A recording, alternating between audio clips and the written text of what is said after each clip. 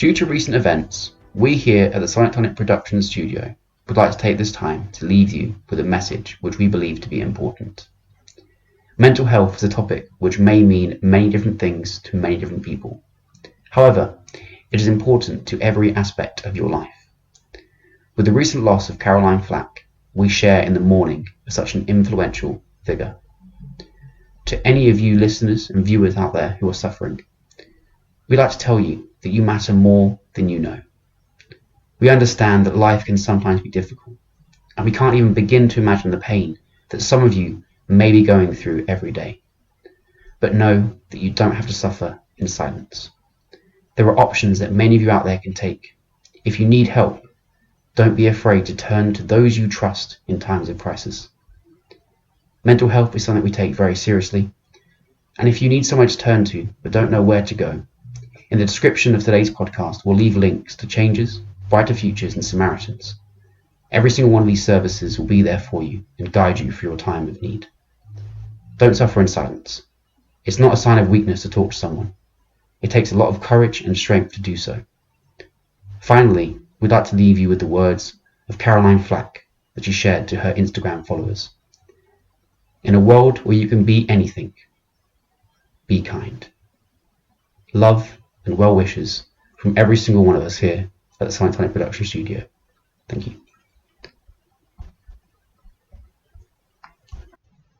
Hello. Welcome back to the SonicTonic production studio for our second episode of our first season of the podcast. Liam, welcome back. How you feeling, man? You done tweaking your nips? That was not needed. All right, how you feeling anyway? A bit freaked out. Welcome to the show. Frankie, for about 5 minutes there, was just kind of like playing with his nipples, and then he wants to play with mine. It's like, get fucked. No, I wasn't. I was warming up. I was just to make sure my whole body was limber and warmed up for the episode, so that you get the best possible content that you can get. Now we're going to kick off the show in a very similar style to the debut episode. We're going to jump straight into a movie review, but this week we watched a good movie rather than a shit movie. Oh yeah, it was such a good film. For those of you who haven't seen it yet, I would highly recommend jumping over to Netflix and watching Uncut Gems. Yeah, guys, this has got to be the best film that Adam Sandler has been in since Punch Drunk Love. Oh, 100%. I would agree. I mean, Reign Over Me was good, but this has got to be his best performance by far. I'd agree, 100%. Of course, as always, there is a spoiler alert in action as of right now. Yeah. There will be a what's it, like a little a link, hyperlink on the video that will skip the review for those of you that don't want to actually listen to this part of the podcast. Yes, indeed. Yeah. We can skip forward if you don't want to have the film ruined for you. Now, Uncut Gems centralizes around a jeweler in the United States of America, played by Jersey. I believe so. Yeah, played by Adam Sandler. He is a less than savory character, we'll say. A lot of shady deals, a lot of bargain jewellery, should we say, a lot of knockoff jewellery. Yeah. And the whole film kind of follows his gambling addiction and his whole mission to pay off the debts that he owns. Liam recommended the movie to me, so Liam, give me a little bit. Why were you so insistent that I watched the movie? What really stood out for you about it? It's the performance from Adam Sandler. It's such a good performance. Obviously, there's some really, really fantastic cinematography. Who was the director? I cannot for life. Which is probably something we should have researched. But yeah, literally, it's a learning progress. It's a work in progress. You know? I watched it with you the other day. You'd already watched it. I assumed you knew all this beforehand. I didn't. To be fair, we probably should. You probably should have. Anywho, let's get on with this review. Adam Sandler, by far the best performance he's ever done. The cinematography is fantastic. The story, it's good. It's not gonna it's not gonna blow your minds anytime soon. It's not like The Joker or anything like that. It's a very typical. What would you call it? Like a man on the run type of story? Yeah. Almost kind of like that. Yeah. Adam Sandler, as he always does very well, plays a sleazy character, and as any of you that would have watched Adam Sandler films in the past would know, sleazy is his forte. He's very, very, very good at playing sleaziness. Oh yes. And in this film, that shone through to a whole different level. And one of the things that stood out to us in the film, there's a lady that works in a jewellery shop with Adam Sandler, and the one with the inflatable device strapped to her arse. With the inflatable butt cheeks. Yeah. And my days, as Liam so eloquently put it, never in my life I've been so attracted to a pair of plastic butt cheeks. No, I said never in my life have I been more attracted to an inflatable donut. That's the one. In the film, she has this kind of fake butt implants to make her butt look a lot bigger. Yeah, just think Kim Kardashian or something. And she kind of, in a way, she's the sex symbol of this movie, if you like. She's Adam Sandler's character really kind of wants to be with her, really kind of likes her, but he is kind of married. So we see that whole diverse relationship and how that kind of works itself out. For those of you that are really into films with a good twist at the end of it, this is definitely up your alley. There is a fantastic twist at the end of the film. I wasn't expecting it. I even classic shock face. I just looked at Liam like, what the fuck did I just watch? It comes so out of left field. It's unreal. Yeah, it's phenomenal. It's such a good twist. It wasn't unexpected, but I think it really gives that extra oomph to the film itself. Yeah, definitely. It's a film with a lot of gravitas. Adam Sandler, he plays a man who's having a lot of problems with his family. Obviously, his wife doesn't love him so much anymore. He's cheated on her multiple times with this inflatable device of a woman. Very good-looking woman, though. Very good performance from her as well. Let me ask you this then. Break it down for me. So this is one of the best roles you've seen Adam Sandler in. Right, okay, give me your top 5 Adam Sandler movies. Let's break them down. What we got? Ooh, okay. So at number 1, it's got to be Punch Drunk Love. Okay. I haven't seen it in a very long time. Right. But it's such a good film. The second would be... See, there's just so much shit from Adam Sandler. That's the problem. He's been around for a long time, hasn't he? He's been around for a long time. Puts out a lot of films. This is the thing about Adam Sandler that annoys me so much, is he's such a talented actor. He's shown this numerous times in numerous different roles. The problem is, he churns out shit constantly. It's whenever he's around Rob Schneider, that friggin' human abomination, that walking STD. Walking STD. He just Which STD though? Which STD is he? He's walking STD. Which one? He's gonorrhea. All of them. All of them. Gonorrhea. A through Z. Say it. Say it. No, I'm not going to try that. Come on, try it. No. Gonorrhea. No. It's fun to say. I'm not going to try it. Yeah, it's fun. No, I'm not going to try it. I'm not going to try it. It's not going to happen. Anyway, back to that. Exactly. Carry on. Number 2 would be Reign Over Me. It's about a man who unfortunately lost his family in the 9/11 attacks, and Don Cheadle plays an excellent role in this film. He's the I believe he was the friend of his during his university days. Okay. And of course, Don Cheadle sees him, and he's trying his best to build a connection with this guy. He's very institutionalized because of course he's lost his family, and that's understandable, but eventually he ends up befriending him, and this comes at the cost of his family, Don Cheadle's family. His relationship with his wife becomes very, very strained because he's investing so much time in Adam Sandler's character, and Adam Sandler just plays this melancholic character just so well. I often refer to Sandler as a chameleon. Because he's a comedian / Well, yeah, he does every role he does. He just seems to merge seamlessly into the role. Yeah. Like if it's a comedic role, he's comedic. If it's a serious role, he's serious. Yeah. He's able to easily and almost effortlessly switch between genres of films, and that's something you don't see too often nowadays. You do see it. There are some actors like it, but quite often you'll see actors that have their niche in their one area. And Adam Sandler is one of those very few actors that I know of that's spread out and done various types of acting, various types of roles. You see, to me, Adam Sandler is a strange one because he definitely has his own niche, and that's to be a man-child. Yes, he is the epitome of man-child, yeah. He's trying to... I don't know if he's trying to recapture the days of Happy Gilmore, which, by the way, was a great film. What's that movie called where Adam Sandler's a bachelor and he gets left with a kid and he's got to try and raise his kid? Oh, Big Daddy. Big Daddy. That there was the number one man-child role that he's played. Yeah. Big Daddy was just such a great movie. It's such a good, feel-good movie.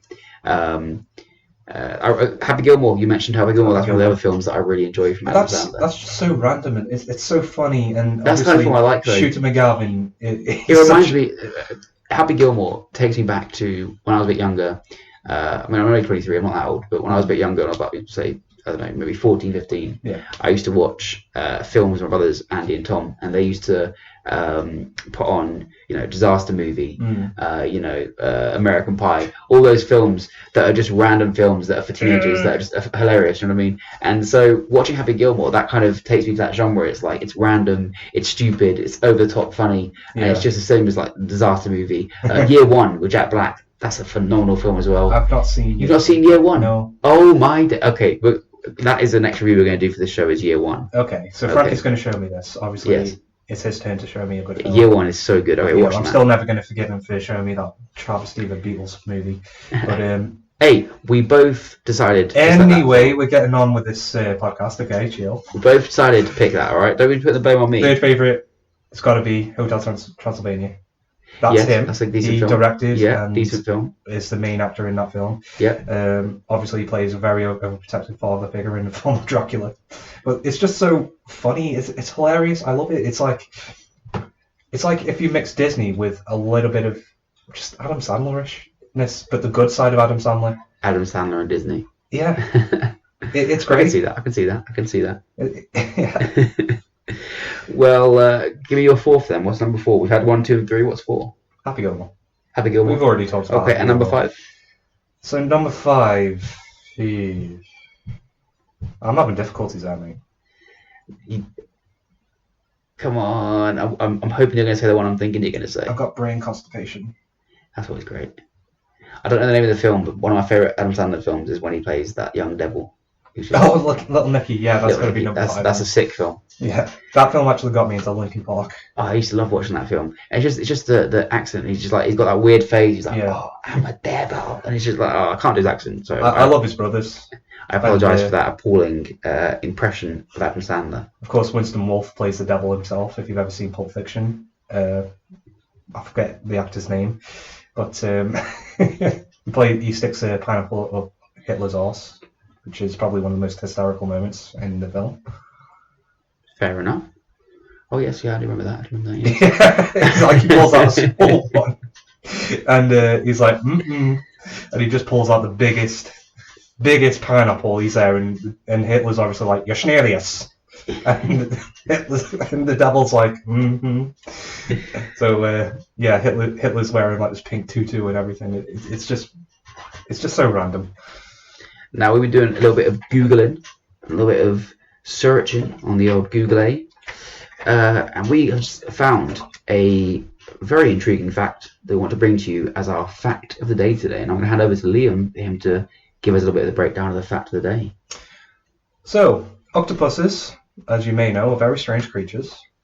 My mum theorizes that they're actually aliens come to Earth. I like that theory. My ex-girlfriend has another theory that they are just icky, and nope. I mean, I can see the alien angle. They are very unhuman-like, aren't they? They're so completely out there and opposite to us. But they are incredible creatures. I love octopuses. Like, they can shapeshift, they can change their colours, they're so intelligent as well. And one of the reasons why they may be so intelligent is that they actually have 9 brains. Now, obviously, we researched this and we found that it's not 9 brains in the sense of, we've got little bits of bubblegum scattered all over my body, like we have in our head.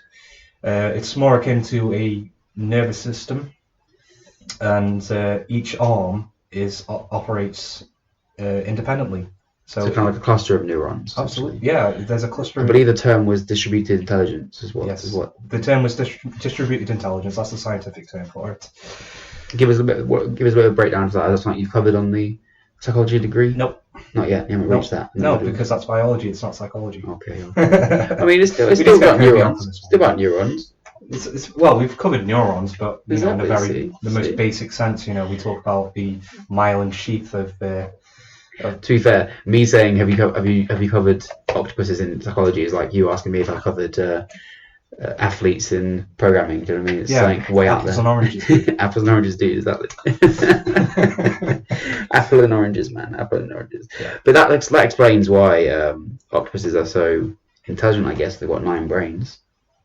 It explains maybe their fine motor functions. Well, not only do they have 9 brains, they have 3 hearts as well, though. They have 3 hearts, yes. A bit like Doctor Who, you know what I mean? I can't tell you why they have 3 hearts, honestly. It might be. Doctor Who? You get stabbed in one, you've got 2 more to go, baby. It could be, but then again, that's going to hemorrhage and they're going to bleed out. To be fair, there are lots of sea creatures that are very alien in their nature.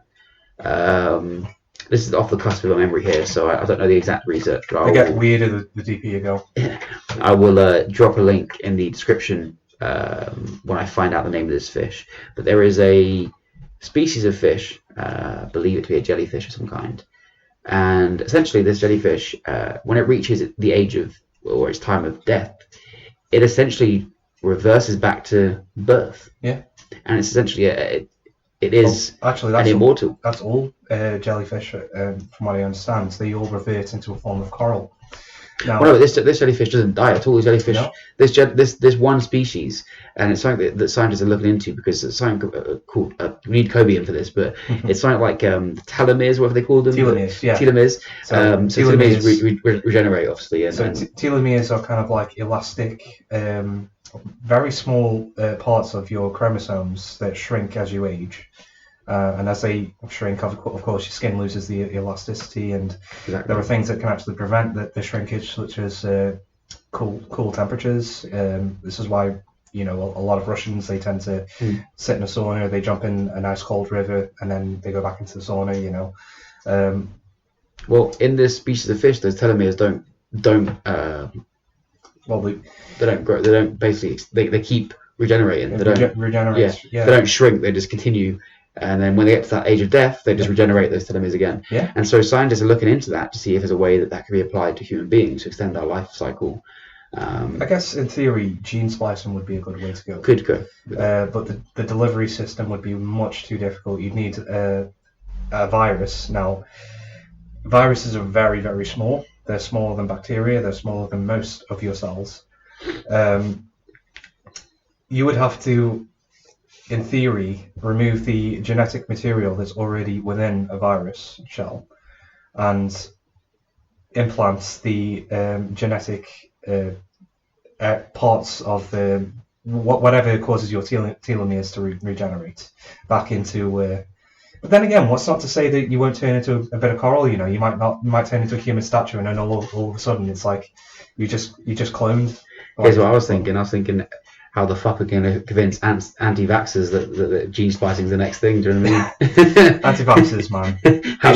They really don't like vaccines. How are we going to convince them to let us splice their genes? Frankie. Anti-vaxxers are just a self-fulfilling problem, though. Have you ever heard of the Darwin Award? Yes. Yeah, there should be a Darwin Award category for anti-vaxxers. Yeah. But that's what I'm saying, though. We know that anti-vaxxers are very against vaccines, right? Yeah. Imagine bringing out. We're talking like 10 years in the future. No, let's say like 100 years in the future. It's on TV. Just bum, bum, bum, bum. Do you want to live forever? Come to the local clinic today and get your genes spliced. Imagine the reaction from anti-vaxxers if we're talking about gene splicing. There will be this whole thing like, oh my god, gene splicing will cause you to have autism. No, listen to me. That's not how this works. It's a very, very minuscule. In fact, no, it does not cause autism in the slightest. This is a classic example of what Donald Trump loves to call fake news. Well, let's bring this back to anti-vaxxers because I really want to address this. Okay. Ever since that dumb bitch Jeanette McCarthy, you know who she is. She was like a Playboy chick. Yep. She's good at looking good, not very good at thinking. It was her that actually came out with it, and then a whole other bunch of celebrities got on board, and a bunch of soccer mums got on board, and then they weren't paying attention. They don't pay attention to the scientists. No. They don't pay attention to the doctors. They've got like this belief almost that the doctors don't have their best interest at heart. It's like oh, you're going to cause autism. What would be the purpose of that? Oh, does mercury causes autism? There's no correlation. So no correlation whatsoever. Mercury does not cause any form of autism. It can poison you, but it's trace amounts, and I'm talking the absolute trace amounts of mercury in each vaccine. It's a preservative. And then I've heard other anti-vaxxer arguments saying that, they're injecting the virus. No, they're not. They're injecting almost like the virus's clothes in there. You might have a few symptoms of the illness once you've been vaccinated. But aside from that, it's not going to be a full-on illness, if you know what I mean. When they come out with a vaccine for coronavirus, Yeah, they're just fucked. this is true. This is very true.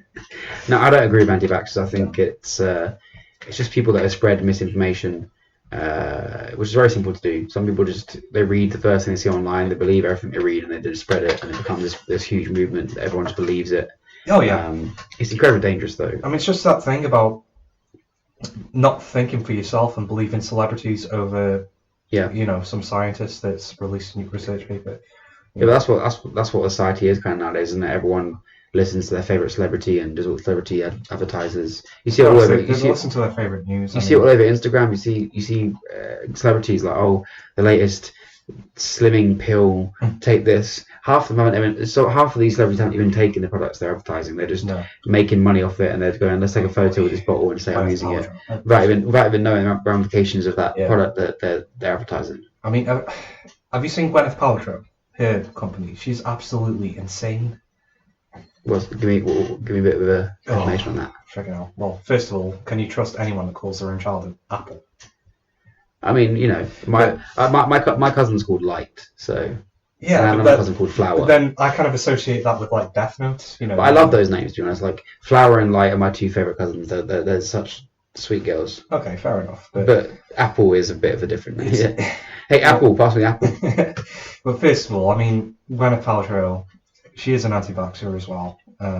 She promotes this stuff. She promotes all these different articles. She promotes misinformation, mass amounts of it. And, she has like these beliefs that, I won't get too much into it because I don't know too much about it. But I know that she's an anti-vaxxer and she's spouted a lot of her views over Twitter about anti-vaxxing. So we'd like to dedicate the rest of our podcast, the last 20 minutes or so of the podcast, to shed some light on mental health issues in the United Kingdom due to the recent news that we referenced in the beginning of this podcast. Caroline Flack, a very influential figure in the UK in terms of presenting and TV hosting, took her own life yesterday. And mental health is something that's very, very important, very personally close to myself and to me as well, to Liam as well.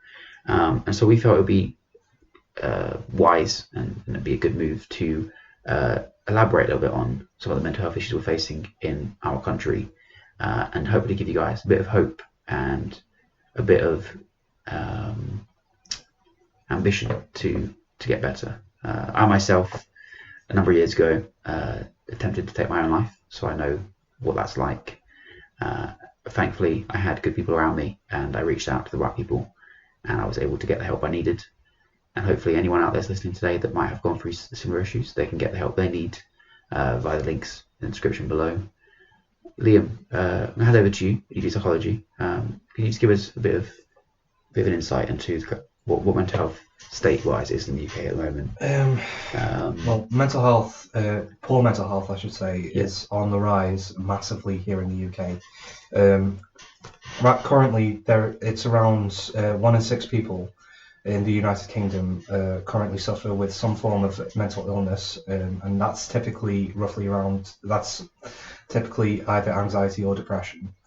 Those are the two most common mental health disorders going on.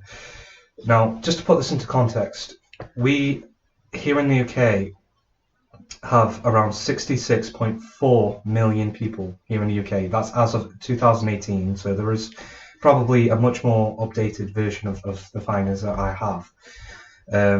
for context, that's 11 million people in the UK that are currently suffering with mental illnesses such as depression or anxiety.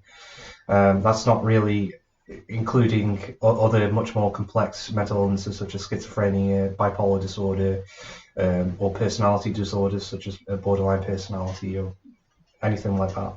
Now, a lot of the media around Caroline Flack's passing shifted the blame onto Love Island, stating that in the last couple of years there have been a total of 3 suicides from various people that were on the show. Yeah. How can we tackle this? How can we address this? I mean, is it right to blame the show itself? Is it maybe the pressures they're facing, or is it just maybe the people themselves weren't at the best place mentally they could have been when they entered the show, and those pressures, it's essentially amplified the already underlying issues? Do you understand what I'm saying? Is it right to blame the show, or is there more to it, do you think? That really depends on whether or not the presenters, the people that work for the show, are actually being treated poorly. Yeah. Obviously, from what I understand, it's very taxing to work for Love Island. It's not the easiest thing to work for. Obviously, there is a schedule that you have to stick to, and there's a lot of pressure there to get those episodes out, to perform it as best you can. But obviously, there's also other factors. I don't know Caroline Flack that well. Well, obviously I don't, because she was a celebrity, but, in terms of knowing her as a fan or anything like that, I didn't really know her. I did do a little bit of research on her background. I do know that she did suffer with a few issues with her boyfriend. So another factor of that would have been she was going through a potential lawsuit. A lot of stress from that kind of situation. A lot of stress, absolutely. I think that if we were to widen the discussion to incorporate where that comes from. Yeah, if I were to widen the let discussion, me incorporate this right here. Let me just incorporate. If I were to widen the discussion to incorporate the wider United Kingdom, the biggest cause of mental illness here in the UK, and I believe worldwide, is actually debt.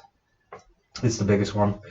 I know that feeling. Oh yeah, I mean, debt is probably the most. It's, I believe, more considered to be more stressful than going to war, and that is one hell of a stressful experience that anyone is going to go through, is going to war. So the constant feelings of doubt, self-doubt, self-esteem, low self-esteem, feeling that you're not able to make the next payment, feeling like debt collectors are going to be coming to your door. All of these factors are massive contributors to poor mental health. And I'm just scratching the surface based on what I've just said. It's so many different factors. But in terms of what's her name? Sorry, Caroline Flack. Yeah. Caroline Flack.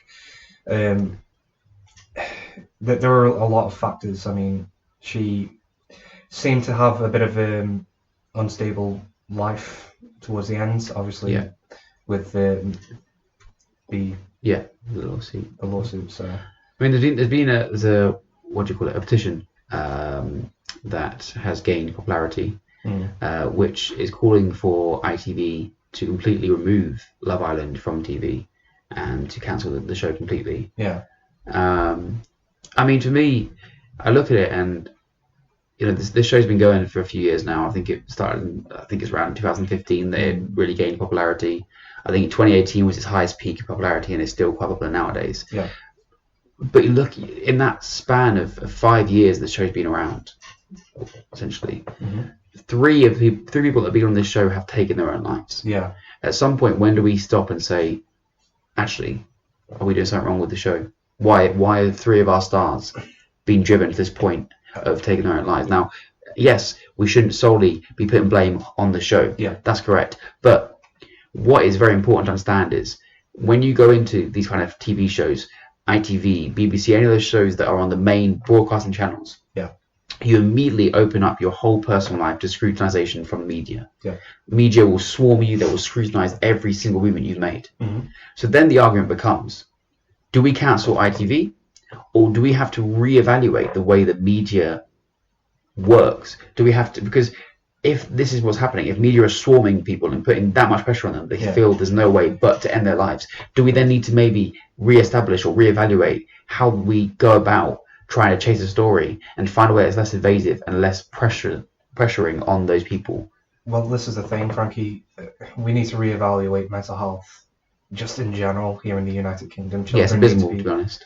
Children need to be taught about how to maintain and manage relationships, day-to-day life. These are fundamental things that they need to learn. And that all kind of links back to the education system as well. Absolutely. I mean, the education system, it automatically puts a lot of stress on teenagers for their GCSEs. Absolutely. And I think the other thing is education. It's been said many times, especially in England, the educational system is outdated. Right? Yes. Basically, education, from what I've done a bit of research, and what I found out was education in the UK, at least, or as a concept, started as a means to basically take someone who didn't know what they're doing or didn't have any education, teach them how to do a job, teach them how to do a job, and then shove them out into work. That's literally what education was initially about, was let's take people that want to work, teach them a profession, and then bung them out into it. Because that's when we had the Industrial Revolution and everything like that. Okay. We now need to look at, is that education system still feasible nowadays? Well, the simple answer is no. And I'll give you a rundown for me. I left education at 17. I moved around so many times I didn't really get to finish school.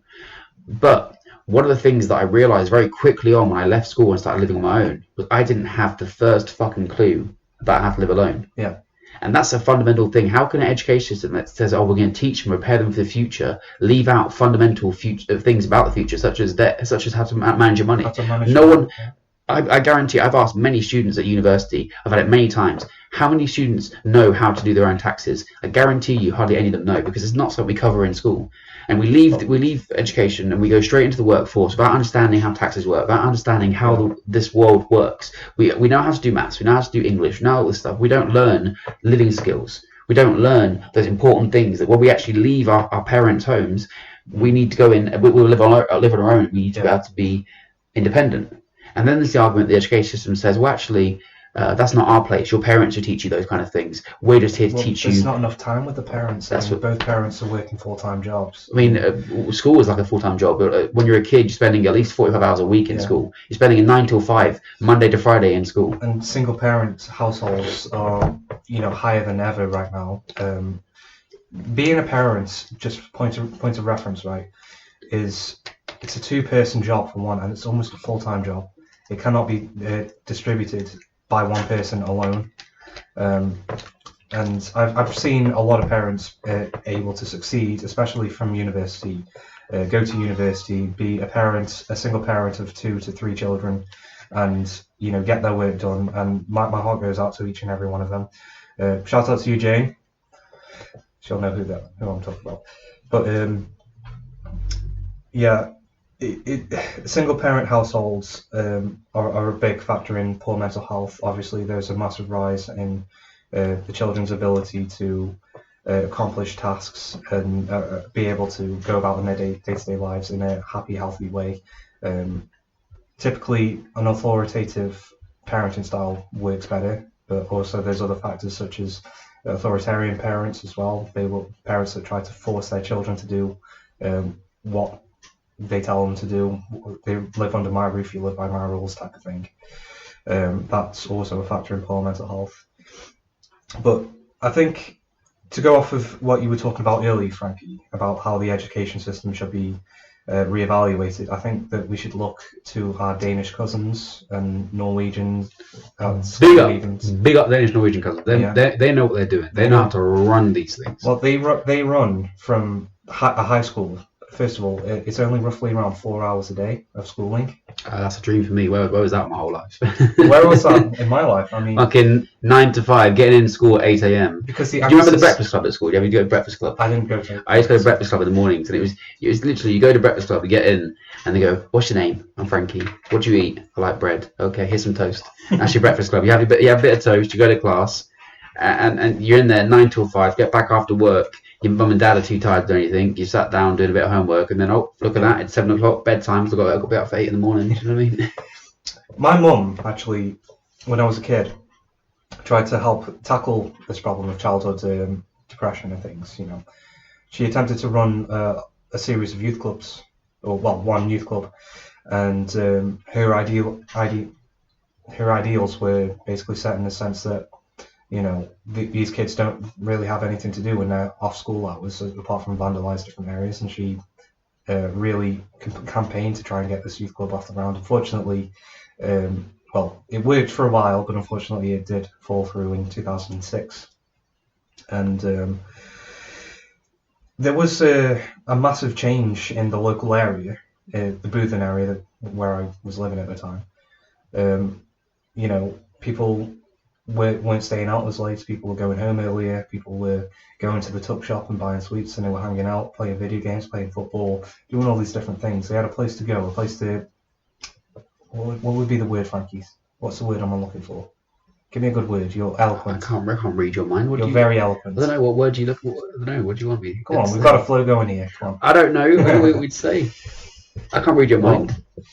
Anywho, she really worked hard on trying to get these youth clubs working, and unfortunately the government has cut any form of youth services that they used to be. A lot of government cuts recently have been... That's one of the main things that affect the mental health system, especially in the UK, children. The budget cuts. Well, guys, we're going to wrap up the show on that note. Yeah. But we'd like to leave you with a message. And the message is reiterating what we said at the beginning of the show. Don't suffer in silence. If any of you out there are struggling, please follow the links in the description. Reach out to a loved one. Because as much as you might think that you are suffering alone, that no one can understand you or anyone can empathise with you, you'd be surprised at how many people are willing to sit down and listen to you and support you. You're never really truly alone in this world. There's always someone that will love and support you. Thank you for tuning in, guys. Very happy to have had you here with us again. We hope you enjoyed the episode. It was a bit more of a serious tone to the episode today, but we felt this was needed. We felt it was important. Necessary. It was important to kind of get across this message more so now than ever. And hopefully, just like spreading this message, hopefully we can do a little bit of our good in the world and help some of you. But yeah, there needs to be a major reform of the mental health system in the UK. I think that's the general point that we're trying to get across here today. Yeah. And yeah, any final remarks you want to make before we end the episode? To all the listeners of the show, you mean something. Thank you for tuning in, guys. Don't suffer in silence. Much love and care from the SonicTonic production studios. Thanks, guys. Take care. Take care. Bye. Bye.